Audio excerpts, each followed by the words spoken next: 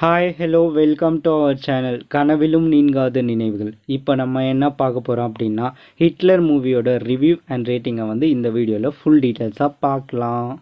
இந்த படத்தோட கதை என்ன அப்படின்னு பார்த்தீங்கன்னா, ஒரு அரசியல்வாதி இருக்கார். அவர் கட்சியில் எலெக்ஷனில் சிஎம் எலெக்ஷனில் நிற்கிறேன்னு ரெடியாக போட்டிக்கு போட்டுன்னு இருப்பார். அவர் இந்த வாட்டி ஜெயிச்சா மட்டும்தான் அவருக்கு வாழ்க்கை. அப்படி தோத்துட்டாருன்னா மொத்தமாக போயிடும். அதனால் என்ன பண்ணுறாரு அப்படின்னா, அவர் ஆட்டையை போட்டு பதுக்கி வச்ச எல்லா பணத்தையும் மக்கள்கிட்ட கொடுத்து காசு கொடுத்து ஓட்டு வாங்கலாம் அப்படின்னு டெசிஷன் எடுத்து தன்னோட அடியாளுங்க எல்லார்கிட்டேயும் அந்த பணத்தை கொடுத்து பிரித்து கொடுத்து ஒரு இடத்துக்கு டிஸ்ட்ரிபியூட் பண்ணுங்க அப்படின்னு கொடுத்து ட்ரெயினில் அனுப்புகிறாரு. இன்னொரு இடத்துலையும் அனுப்புகிறாரு. அப்படி அவர் அனுப்புகிற நேரத்துலலாம் என்ன பண்ணுறாங்கன்னா, திருடங்க அந்த பணத்தை திருடிட்டு போயிடுறாங்க. அந்த படத்தை திருடினது யார், எதுக்காக திருடினாங்க, என்ன ஆச்சு அப்படின்றது தான் இந்த படத்தோட கதை. இந்த படத்தில் சில இடத்துல காதல் காட்சிகள், லவ் சீன்ஸ் கொஞ்சம் நிறைய இருந்தது. அதில் நல்லா நடிச்சிருந்தார் நம்ம Vijay Antony sir. And GVM Gautham Vasudevan படத்தில் இருக்கிற மாதிரியே ஒரு சின்ன சின்ன லவ் சீன்ஸ்லாம் வரும். இந்த படத்தில் லவ் சீன்ஸ் நல்லா இருந்துச்சு. நெக்ஸ்ட் ஆக்ஷன் சீன்ஸில் பொறுத்தவரையும் ஃபைட் சீன்ஸ்லாம் நல்லா இருந்தது. கிளைமேக்ஸ் கொஞ்சம் நல்லா இருந்துச்சு. இந்த படத்தில் கௌதம் வாசுதேவன் சார் போலீஸாக நடிச்சிருக்காரு. சூப்பர். அவர் கொடுத்த ரோலை செம்மையாக பண்ணியிருந்தார்.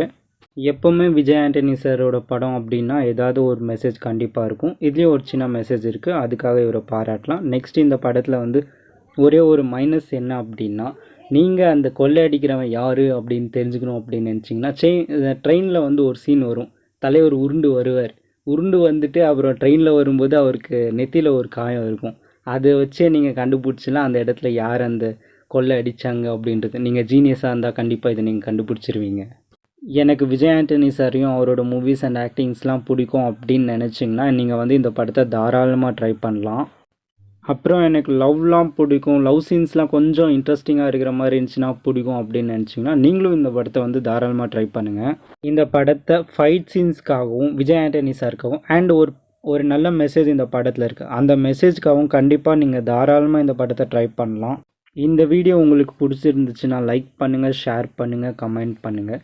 இதே மாதிரி movie reviews and cinema update பற்றி நீங்கள் தெரிஞ்சுக்கணும் அப்படின்னு நினச்சிங்கன்னா இந்த சேனலை சப்ஸ்கிரைப் பண்ணுங்கள்.